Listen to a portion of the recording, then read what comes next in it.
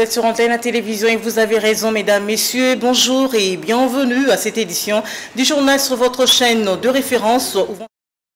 Drame. Un policier résident au camp colonel Kokolo a tué mardi 15 avril 2025 sa compagne et 7 enfants au camp précité. Des sources concordantes rapportent qu'après avoir incendié sa propre maison, il s'est également donné la mort. Les motivations de ces drames restent pour l'instant inconnues. Nous y reviendrons avec force et détails dans nos prochaines éditions.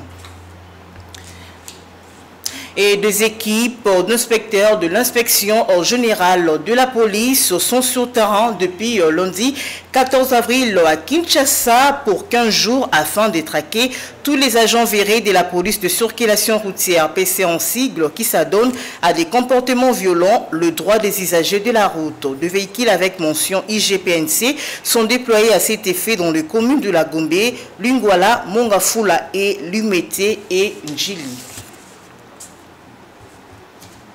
En présidence, je lance un appel solennel à tout le pays africain. Unissons nos forces pour faire de la ZLECAf un succès. Investissons dans les infrastructures frontalières, harmonisons nos réglementations et surtout nos entreprises. Ces propos sont signés Félix Tshisekedi lors du lancement mis à la 16e réunion des ministres de pays membres de la zone de libre-échange continentale qui se tient depuis ce mardi à Kinshasa. Suivez. La ZLECAf nous ouvre les portes d'un marché de 1,5 milliard de consommateurs où nos produits transformés localement, du cacao au cobalt, du bois aux produits agricoles, peuvent trouver preneurs. Elle nous permet également d'accéder plus facilement aux biens et services des autres nations africaines, réduisant ainsi notre dépendance vis-à-vis des importations extracontinentales. En intégrant ce marché commun, la République démocratique du Congo ambitionne de développer des industries locales compétitives, de créer des emplois pour sa jeunesse, de renforcer son rôle de trait d'union économique entre les différentes régions du continent. Kinshasa, notre capitale, est prête à devenir un hub économique, un lieu de convergence pour les échanges et les investissements africains. Depuis mon arrivée à la tête de l'État en 2019, j'ai fait de l'intégration économique continentale et régionale une priorité stratégique. La République démocratique du Congo, membre actif de la SADC, de la CEEAC, du COMESA et depuis 2022 de la Communauté d'Afrique de l'Est, l'EAC, a ratifié l'accord de la ZLECAf en avril 2022.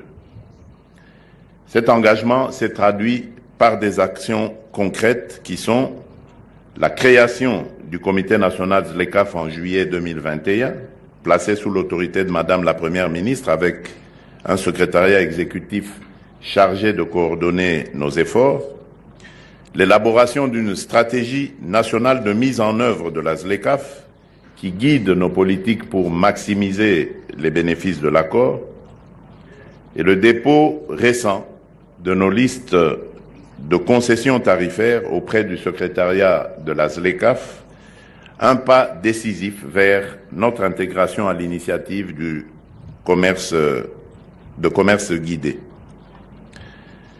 Ces mesures témoignent de notre volonté de faire de la ZLECAf un levier de transformation économique. Dans le même chapitre, le mardi 15 avril 2025, au fleuve Congo Hôtel à Kinshasa, le chef de l'État, Félix Tshisekedi, a présidé la cérémonie d'ouverture de la 15e réunion du Conseil de ministres en charge du commerce de la zone de libre-échange continental africain. Suivez. Au terme de cet accord, la période d'ouverture totale des frontières africaines est de 15 ans. Soit de 2021 à 2036.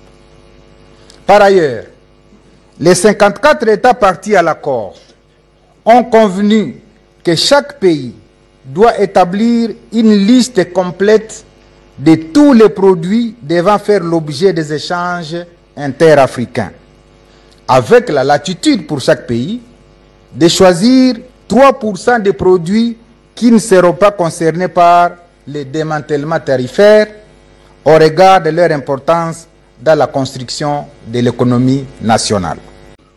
Si 70% d'intrants qui entrent dans sa fabrication sont locaux, ceci évacue une autre crainte, car un assemblage de pièces détachées importées de l'extérieur ne fait pas du produit ainsi obtenu un produit originaire du pays d'assemblage.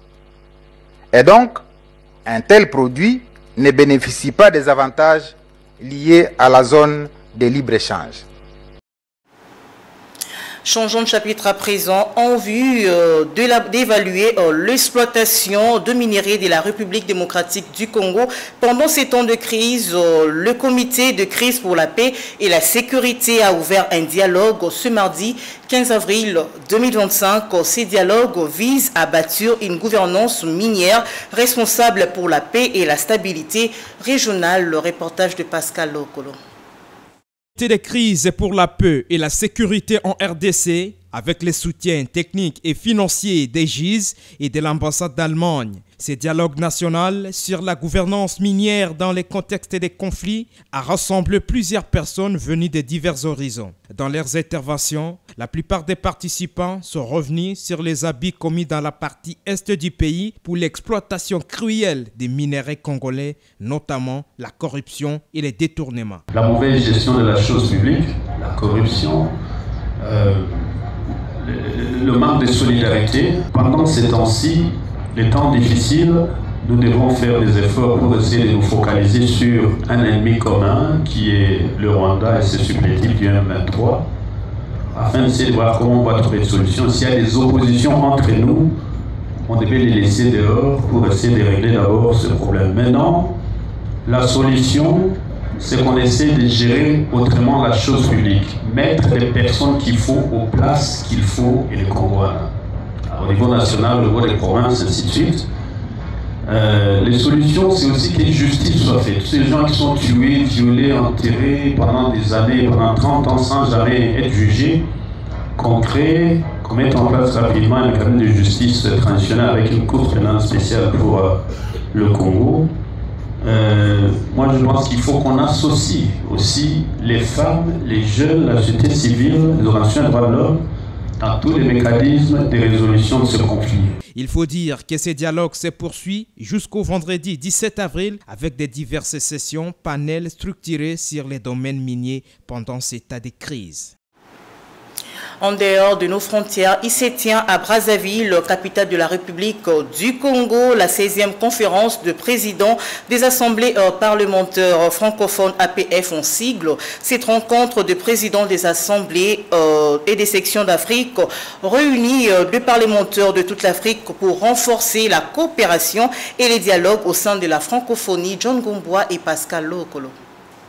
Prévu du 15 au 17 avril 2025 au Palais du Parlement à Brazzaville, ces assises témoignent de l'engagement en faveur de la coopération des pays francophones et du renforcement de la démocratie parlementaire sur les continents africains. La tenue de ces assises constitue aussi une étape majeure dans les rayonnements politiques et diplomatiques des pays africains au sein de l'espace francophone. La délégation de la RDC, les pays francophones les plus peuplés du monde, est conduite par les deux présidents des deux chambres du Parlement, Vital Kamerhe et Samalou Kondé. Ils sont accompagnés de quelques sénateurs et députés nationaux. Cette rencontre de haut niveau est organisée par la section de la République du Congo, de l'APFE, sous la présidence de M. Isidore Mvuma, président de l'Assemblée nationale du Congo-Brazzaville, en collaboration avec le Sénat congolais dirigé par M. Pierre Ngolo. Après la série des discours des différents intervenants, le président de l'Assemblée nationale du Congo-Brazzaville, Isidore Mvumbo,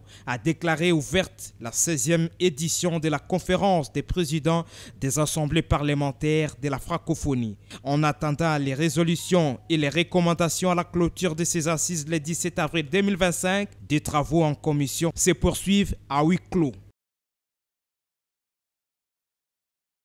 Si on était déjà annonceur d'un arrivée. Parlons politique dans ce journal lancé par Olivier Kamitatou. Les débats sur le fédéralisme en République démocratique du Congo fait soulever de nombreuses vagues, même au sein de l'opposition. Plusieurs acteurs ont rejeté l'idée. Il s'agit notamment de Délice Sanga, Prince Epengue, Ferdinand Kambéré et les autres. Au cours du briefing organisé lundi 14 avril 2025, le gouvernement a aussi donné son avis pour son porte-parole Patrick Muyaya Timbwe. Parler fédéralisme en ces moments est malsain. La priorité reste le retour de la paix, la récupération de territoires sous occupation. Patrick Muyaya Timbwe est au micro d'Éric Izani. Si on était déjà annonceur d'un arrivé qui n'est jamais arrivé, qui n'arrivera peut-être pas, on cherche à faire une petite diversion. C'est très malsain et très indécent de vouloir ouvrir un débat comme celui-là, dans un contexte où vous n'avez jamais eu le courage de condamner ceux qui ont touché aujourd'hui à l'intégrité du territoire national. Vous voulez parler du fédéralisme d'un territoire où vous avez des agresseurs qui y sont, qui tuent tous les jours, d'exprimer une solidarité contre vos propres compatriotes qui sont des victimes quotidiennes et vouloir amener un tel débat, ça signifie simplement qu'on veut déplacer les curseurs parce que l'annonce qu'on a faite n'a pas donné les résultats. Et donc, c'est à la limite choquant d'ailleurs, parce que si nous devons refaire le parcours de l'homme qui l'est dit, du pacte de Sun City et de tout ce qu'il y a eu. Il ne faut pas oublier que nous étions dans un contexte où le président de la République avait dit qu'on devait réfléchir justement sur la Constitution. Les mêmes personnes qui veulent revenir aujourd'hui pour nous reparler de fédéralisme, mais comment vont-ils y arriver? Mais c'est tellement suspect que ça soutient l'idée de ceux qui pensent que c'est le moment de balkaniser la RDC. Et c'est ça l'intention cachée. C'est ça justement le côté malveillant de ces débats qui peut paraître au départ intéressant, mais en réalité qui ne l'est pas. Dans les contextes actuels, ce qui importe pour tous les Congolais qui tiennent à la République démocratique du Congo, c'est d'abord le retour à l'intégrité territoriale. Il n'y a rien qui n'éveille plus que ça. Et après, on peut débattre. On peut être unitaire, fédéraliste, mais dans un contexte comme celui-ci, vouloir faire un tel débat, c'est de l'indécence, tout simplement. Parlons santé dans ce journal. Il s'est tenu lundi 14 avril 2025 au cabinet du ministre de la Santé publique une réunion stratégique axée sur le suivi de Mpox et a permis de faire le point sur d'autres urgences, notamment de la santé, les inondations qui ont frappé plusieurs provinces au cours des dernières semaines. Elle a été présidée par le directeur de cabinet du ministre Patricia Bassois et Pascal Lokolo. Au cours de cette séance, les participants ont noté 1453 nouveaux cas de Mpox et 4 décès pour la semaine 14, portant le total national en plus de 96 000 cas et 1700 décès. Bien que la létalité globale s'élève à 1,8%, une tendance baissière est observée dans plusieurs provinces, notamment parmi les jeunes adultes, tandis que les décès touchent principalement les enfants de 0 à 14 ans. Parallèlement, la situation des inondations a été préoccupante, affectant particulièrement Kinshasa avec 11 zones de santé touchées, plus de 5000 sinistrés et 70 morts signalés. Concernant le Mpox, on a fait le point de la situation épidémiologique. De manière générale, c'est qu'on constate qu'il y a une tendance baissière au niveau de l'ensemble du pays.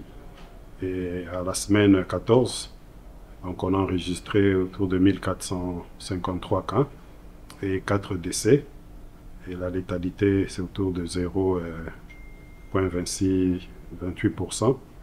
Mais pour le cumul de l'ensemble du pays, on est à plus de 96 000 cas et 1700 décès, avec une létalité autour de 1,8%. On a fait aussi le point sur les inondations. Comme vous savez, nous avons connu la semaine dernière des inondations ici à Kinshasa. Mais sur l'ensemble du pays, il n'y a pas que la province de Kinshasa qui est touchée par les inondations. Il y a la province de Kinshasa, il y a la province de Tanganyika et la province de Sud Kivu qui ont connu aussi des inondations. Et par rapport à Kinshasa, c'est 11 zones de santé qui ont été touchées avec plus de 5000 sinistrés. Et on a enregistré jusqu'à ce jour 72 décès. Il faut dire que cette réunion s'est terminée par l'annonce des phénomènes inquiétants des décès d'animaux sauvages, notamment des hippopotames et de buffles dans les parcs de Virunga au Nord Kivu, incitant à une enquête vétérinaire pour identifier les causes. Le ministre de la Santé réaffirme son engagement à renforcer la coordination multisectorielle et à répondre rapidement aux urgences sanitaires et humanitaires dans les pays. Parlons justice. Dans ce journal, la cour militaire de Kinshasa-Gombe qui juge en procédure des flagrances le commissaire supérieur adjoint Olivier Kanza Dounia, chargé de sécurité de la première ministre Judith Souminois et consort, poursuivi pour meurtre du policier de circulation routière Fiston Kabea Senda, a entendu lundi 14 avril en qualité de témoin le policier Mutombo Ilunga. Ces derniers a soutenu que son collègue décédé a été tabassé par les éléments de la police ayant reçu l'ordre du chef de sécurité de la primature. Reportage signé Sylvain Kapombobo Sengele.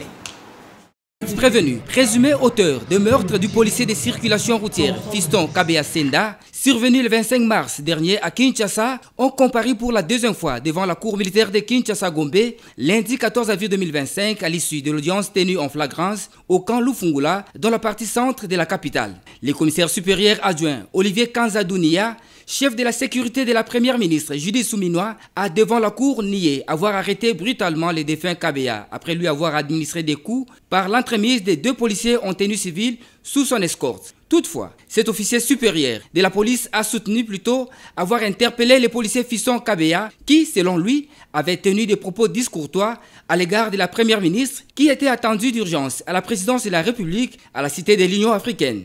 Cet élément de la police qui avait érigé un barricade pour empêcher l'escorte de la chef du gouvernement de passer avait outragé leur chef en ces termes: « Vous n'arrivez pas à finir la guerre dans la partie est de la RDC. Tout ce que vous savez, c'est de nous intimider avec vos gyrophares. » Fin de citation, a dit le chef de la sécurité de la primature qui justifiait la raison de l'interpellation du défunt Kabea. Faux, a rétorqué l'officier du ministère public qui a soutenu que les 10 policiers décédés a subi les actes de torture par ses pairs sous les ordres du commissaire supérieur adjoint Olivier Kanza Dounia avant d'être amené manu militari à la primature au lieu de le conduire à un sous-siat de la police pour les forfaits qu'il aurait commis. On l'a mis sous Bercy. Est-ce qu'on peut mettre quelqu'un sous Bercy comme si on plie? Non, on les met avec brutalité.